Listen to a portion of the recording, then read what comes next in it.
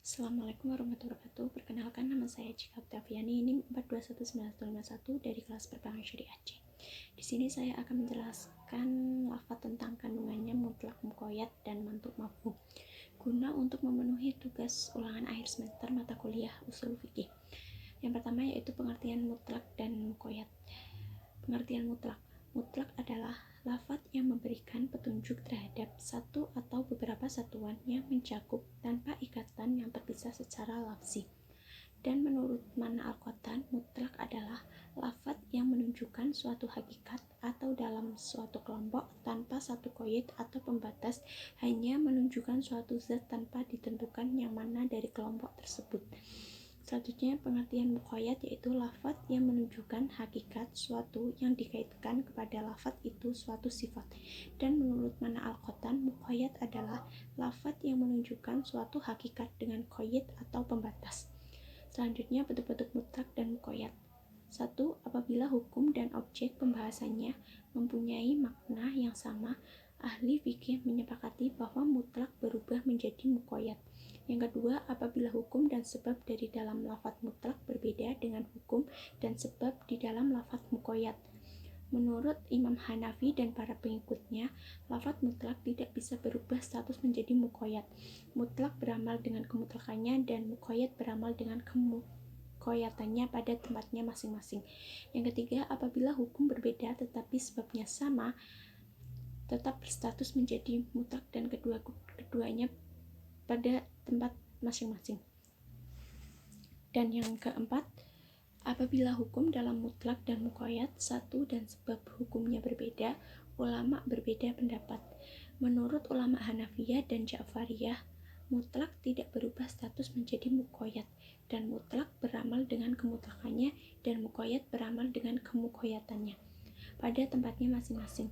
Ulama Hanafiyah beralasan bahwa perbedaan sebab merupakan faktor kemutlakan atau kemuqayyadannya, sedangkan ulama Syafi'iyah dan ulama Hanabilah berpendapat bahwa mutlak berubah status menjadi muqayyad dengan alasan bahwa selama hukum itu satu beserta dengan adanya lafaz yang mutlak di satu sisi dan adanya lafaz yang muqayyad di sisi lain, maka mutlak harusnya berubah menjadi muqayyad karena menolak pertentangan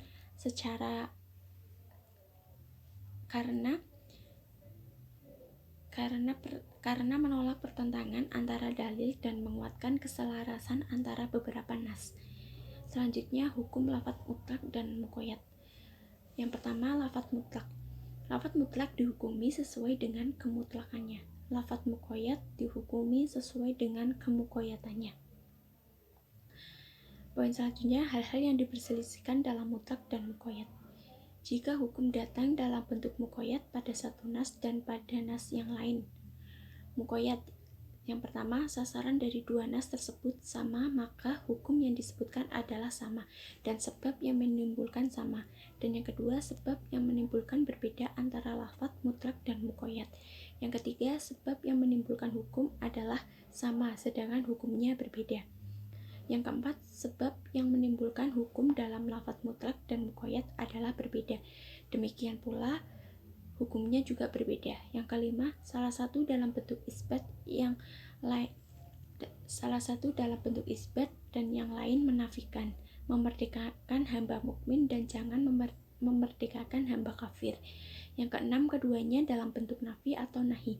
Mutlak diberi sifat pada lafaz muqayyad. Dan yang ketujuh, lafaz muqayyad dalam dua tempat yang berbeda. Syafi'iyah dijadikan qayaid salah satunya, Hanafiyah masing-masing hukum berlaku itu sendiri. Selanjutnya, pengertian mafhum dan mantuk. Pengertian mafhum adalah penunjukan lafaz yang tidak dibicarakan atas berlakunya hukum yang disebutkan atau tidak berlakunya hukum yang disebutkan. Mafhum adalah makna yang tersirat dari suatu lafaz.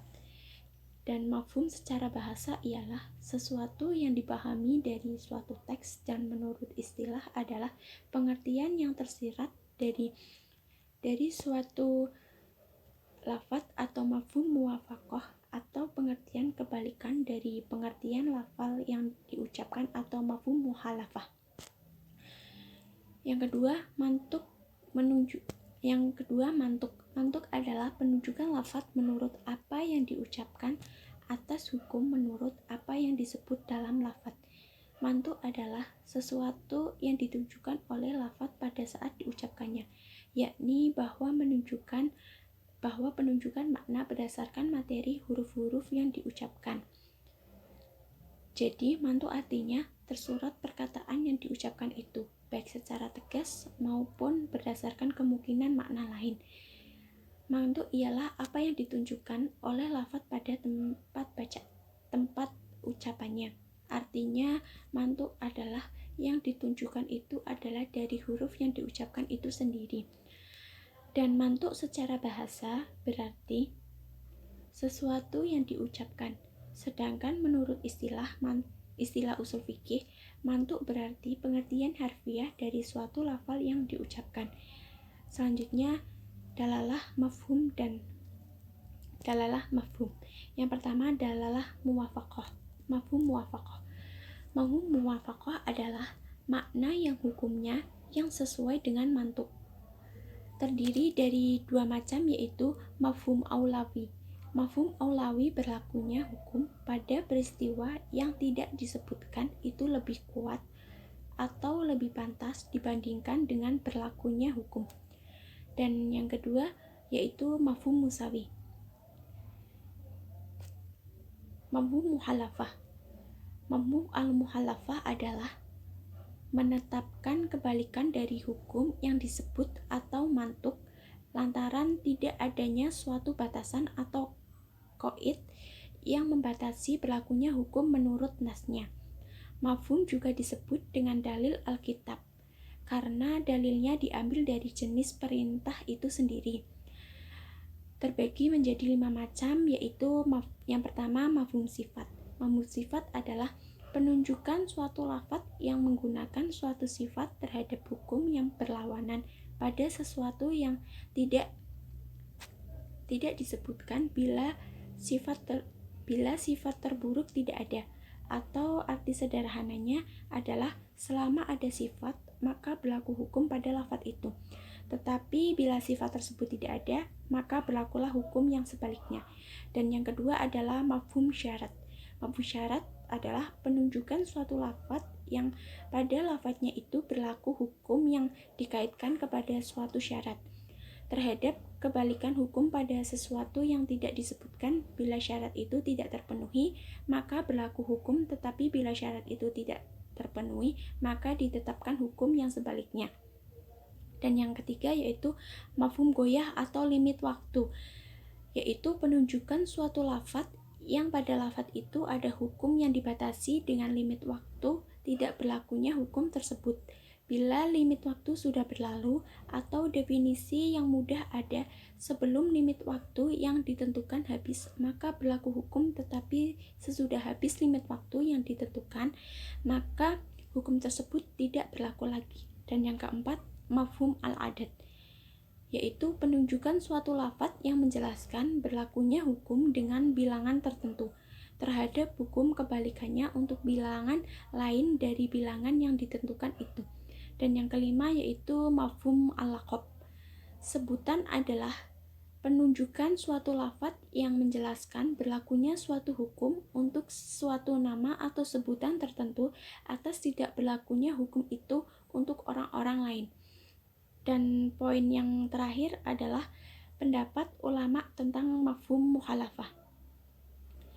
Ada 5, yaitu yang pertama, ulama bersepakat boleh berhujjah dengan mafhum mukhalafah. Dan yang kedua, ulama berbeda mengenai kekuatan hukum dari bentuk mafhum.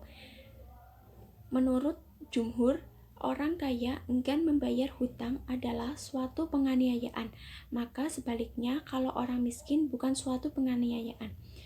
Dan menurut Hanafiyah, riba dan riba mudhoaf. Selanjutnya yaitu syarat berhujjah dengan mafhum mukhalafah. Yang pertama, mafhum mukhalafah tidak bertentangan dengan muwafaqah. Mafhum muwafaqah. Dan yang kedua, hukum yang ditunjukkan bukanlah dorongan seseorang untuk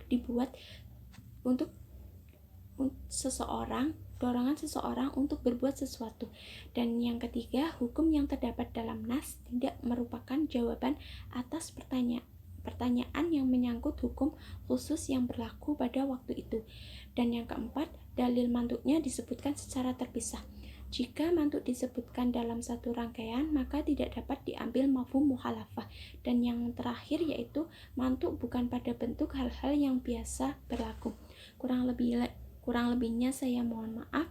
Terima kasih atas perhatiannya. Wassalamualaikum warahmatullahi wabarakatuh.